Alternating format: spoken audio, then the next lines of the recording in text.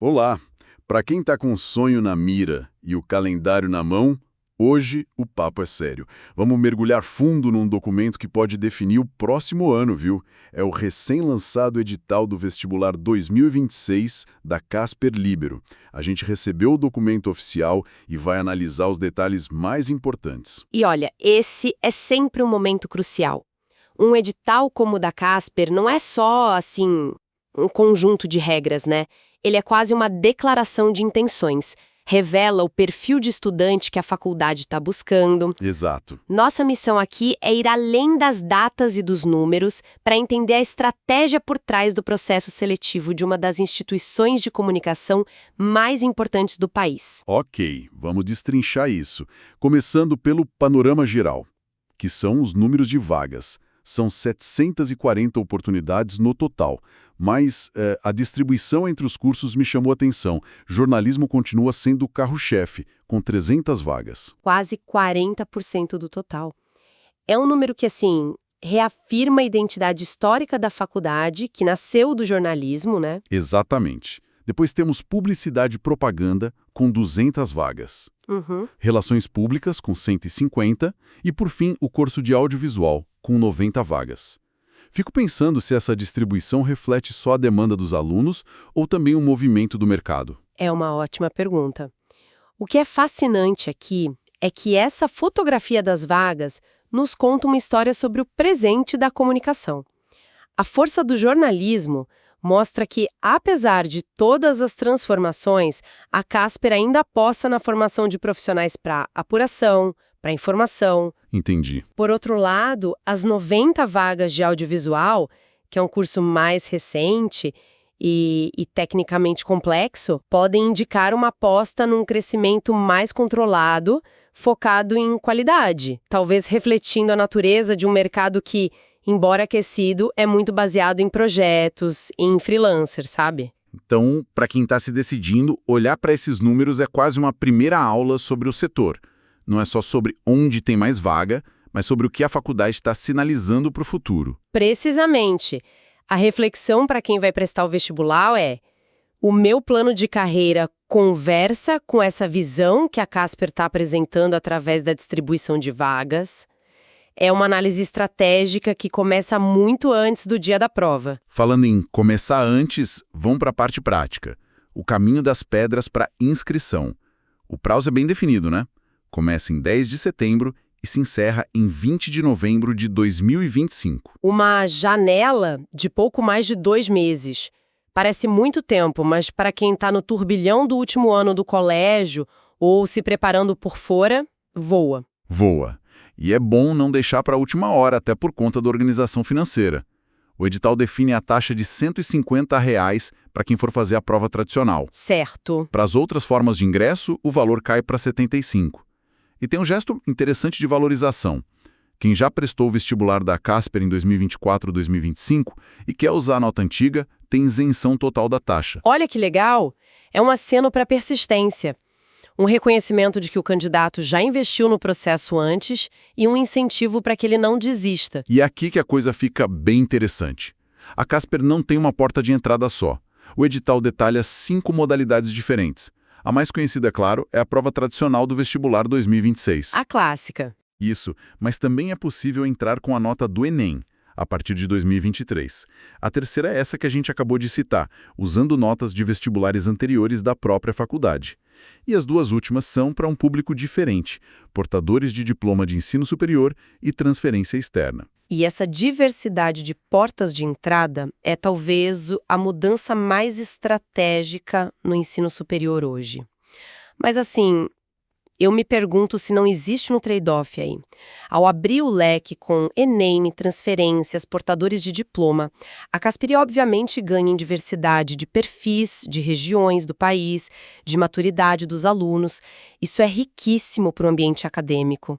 Qual seria o outro lado da moeda, então? O risco, ainda que calculado, é diluir um pouco a identidade que a prova tradicional sempre cultivou. Um vestibular super focado em atualidades, história e capacidade de escrita, como a gente vai ver, seleciona um tipo muito específico de candidato. Já um aluno que entra pelo Enem pode ter um perfil mais generalista. O grande desafio da faculdade passa a ser como integrar esses diferentes perfis numa cultura acadêmica coesa. Isso muda tudo. Então a pergunta para o candidato não é só qual modalidade eu posso usar, mas qual modalidade reflete melhor quem eu sou como estudante e futuro profissional.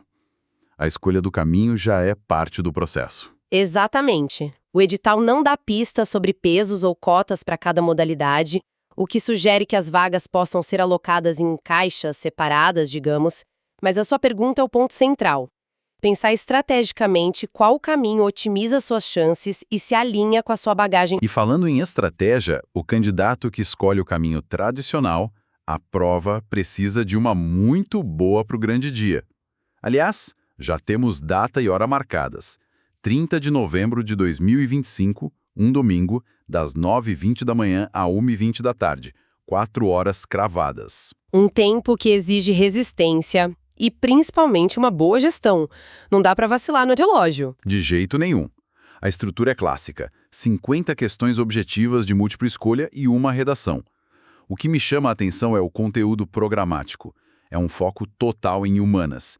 Língua portuguesa, literatura, história geral e do Brasil, e o que parece ser o coração da prova, atualidades. O que é quase uma anomalia hoje em dia, né? Muitas faculdades de comunicação estão tentando incluir raciocínio lógico ou até matemática básica nos seus processos, buscando um perfil de profissional que também seja orientado a dados. A Casper, ao insistir nessa fórmula clássica, está fazendo uma aposta muito clara. A aposta seria essa. A aposta de que o repertório cultural, a capacidade de interpretar o mundo e a habilidade de argumentar por escrito ainda são as ferramentas mais importantes para o comunicador do futuro. É uma declaração de que, antes de analisar uma métrica, o profissional precisa entender o contexto em que ela foi gerada. É um filtro direto para a curiosidade e para o pensamento crítico. Lembro de um professor meu que dizia que a pergunta da redação do vestibular dele definiu os 4 anos seguintes do curso. Essa ênfase em atualidades não é só para passar, é um aviso do que vem pela frente.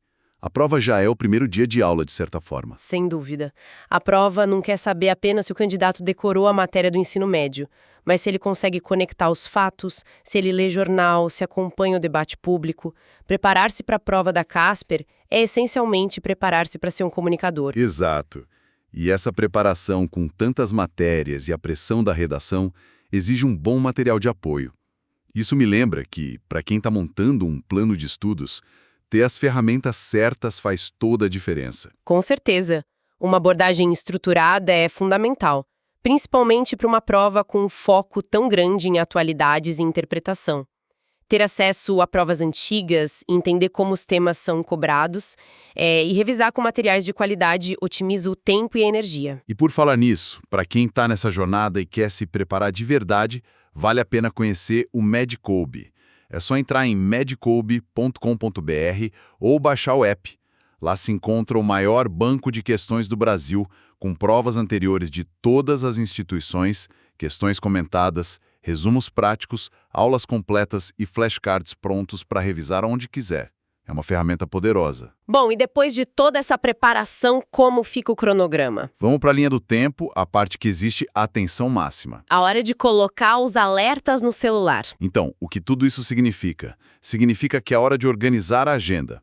Recapitulando para fixar. As inscrições vão de 10 de setembro a 20 de novembro. Certo. A prova tradicional acontece 10 dias depois, no dia 30 de novembro. E o resultado, o momento mais esperado, sai no dia 19 de dezembro, uma sexta-feira. Interessante notar o ritmo desse calendário. A divulgação do resultado colada nas festas de fim de ano certamente pode ser o grande presente de Natal para muita gente. Com certeza. Mas, do ponto de vista do planejamento, é um processo intenso. O período entre o fechamento das inscrições e a prova é um sprint de apenas 10 dias.